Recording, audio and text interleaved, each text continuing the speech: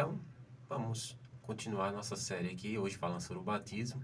Vou deixar aqui a palavra com a Rigo, né, para ele dirigir com as perguntas e a gente fica aí com os comentários. Muito bem, Gleice. Hoje vamos falar sobre um tema muito importante, né, na nossa vida, que é o batismo. E já deixo o apelo aí para aqueles que ainda não se batizou. Creio que depois desse estudo aí, você vai ter uma decisão melhor aí e vai tomar a decisão melhor, que é se entregar a Cristo. Não tenha dúvida que esse é a melhor escolha que você irá fazer. E Amém. para a gente dar início, a primeira pergunta, eu começo a falar o seguinte: que ordenância está intimamente ligada à crença no Evangelho? Que ordenança aí está intimamente ligada à crença no Evangelho? Muito bem, então, Leandro vai ficar para ler os textos aqui. Também pode ser, Leandro. Pode ser. Lá em Marcos, capítulo 16, verso 15 ao 16, nos diz: E disse-lhes: Ide por todo o mundo, pregai o evangelho a toda a criatura. Quem crê e for batizado será salvo, mas quem não crê será condenado. Então já começamos com esse verso aí, né? A maioria das pessoas conhecem, né? Quem crer e for batizado será salvo, né? Isso vem acompanhada, né, está intimamente ligada à crença no Evangelho, a questão do batismo, né? Quando Jesus disse para os seus discípulos, né? Para todos nós, aqueles que ouvem a mensagem, né? Crer na sua mensagem, de que a gente deve pregar o Evangelho a toda criatura, né? Quem crê, né? Porque você só crê se você ouvir, né? A fé vem pelo ouvir a palavra de Deus, né? E você aceitar ela como uma palavra de Deus, você será batizado e, como diz a palavra, você será salvo. Agora, quem não crê, né? Ou seja, se não creu é porque, de uma certa forma, ouviu da mensagem, mas decidiu não acreditar. E por isso, será, como diz a palavra aqui, será condenado. Né? Não tem outra, né? Exatamente. A segunda pergunta é: o que o apóstolo Pedro ligou com o batismo em sua pregação no dia do Pentecoste? O que o apóstolo Pedro ligou com o batismo em sua pregação no dia de Pentecostes? Atos, capítulo 2 e o verso 38. E disse-lhes Pedro: Arrependei-vos e cada um de vós seja batizado em nome de Jesus Cristo, para perdão dos pecados. Como a gente falou aqui, né? O arrependimento, né? Ele está ligado com o batismo, né? Estava ligado com o batismo em sua pregação no dia de Pentecostes, né? Arrependei-vos e cada um de vós seja batizado em nome de Jesus Cristo para perdão dos pecados, né? Para a remissão dos pecados. Então, você se arrepende, você recebe o batismo é a confirmação de que seus pecados foram lavados, né? Deixados ali nas águas batismais, e você nasceu, ressurgiu para uma nova vida. Mas isso a gente vai comentar, né? De acordo com os textos e as perguntas que vêm após. Muito bem, Grace. Então, a terceira pergunta a gente faz assim: em resposta à pergunta feita pelo carcereiro de Filipos a respeito da salvação, o que lhe foi dito que fizesse? Aqui, né, Gleison, tenta explanar aqui para o pessoal entender aqui o que foi, no caso, o que aqui está falando. Em qual, O episódio isso, que... o episódio que está falando, para o pessoal entender, porque o pessoal de carcereiro, como assim, né, prisão. Não, aí foi um né, episódio aí que vamos- Paulo e Silas estavam numa prisão e os anjos foram lá e libertaram, né? Abriram as grades ali do cárcere e ali Paulo e Silas estava liberto, mas porém eles não fugiram, né?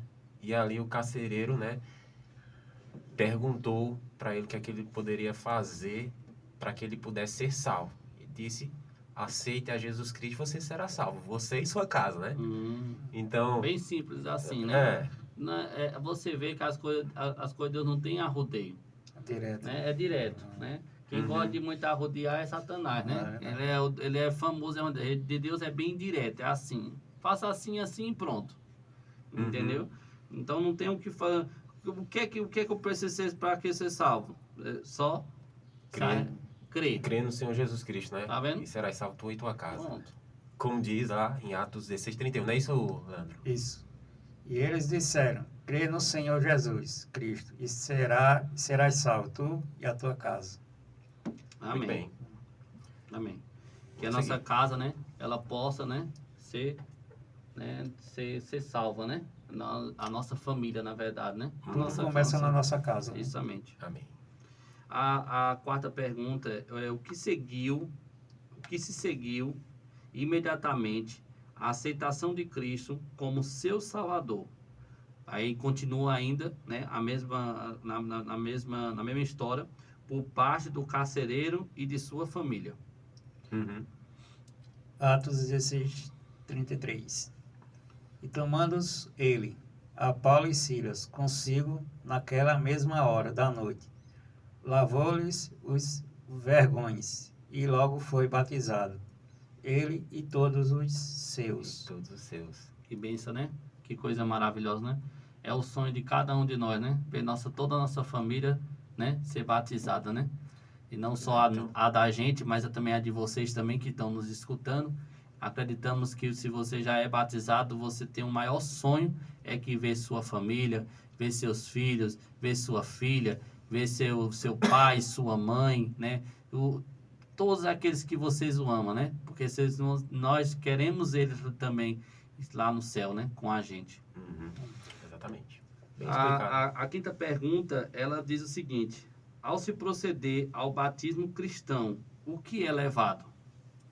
Que é levado ao proceder-se Isso. ao batismo cristão. Ao batismo cristão, isso mesmo. Ok. Pode ler, Leandro.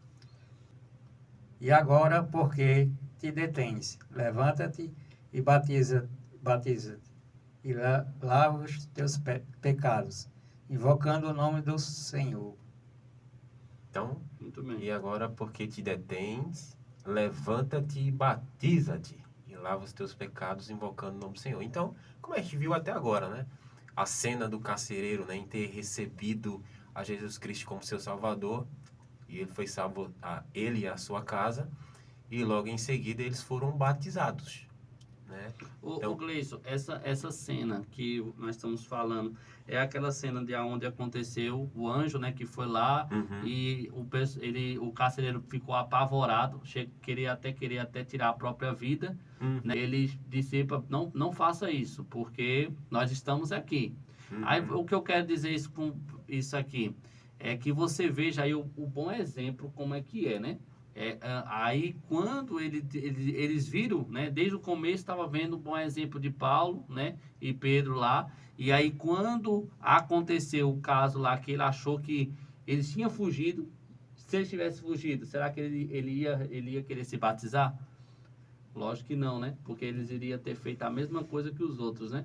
Mas no momento eles sabiam que ali não. Então, ali do bom exemplo dele fez o quê? Fez que ele realmente falasse, opa, peraí, eu quero conhecer esse seu Deus aí. Eu não quero só conhecer, mas eu também quero se entregar a ele. Então, isso aqui eu deixo um apelo aí para todos nós, né? Que já somos cristãos, né? O bom exemplo. Vamos lá, pro próximo. Por que meio são lavados os pecados? Por que meio são lavados os pecados? Ou posso dizer até por qual meio, né? São lavados os pecados. Apocalipse 1, capítulo 5. Aquele que nos ama e em seu sangue nos lavou dos nossos pecados. Então, a gente já explicou aqui, né? O batismo é um símbolo, né? Criado ali para poder simbolizar a morte, o sepultamento e a ressurreição de Jesus Cristo, né? Pela forma do batismo, né? Em que eu desço as águas, no caso eu estou morrendo para o mundo, sepultando meus pecados e ressurgindo para uma nova vida, né? Sem o sangue de Cristo Jesus, sem a morte de Jesus Cristo, o batismo não valeria de nada também, né? Nós somos cientes disso, né? Nós somos lavados dos nossos pecados através do sangue de Jesus Cristo, né? O batismo é um símbolo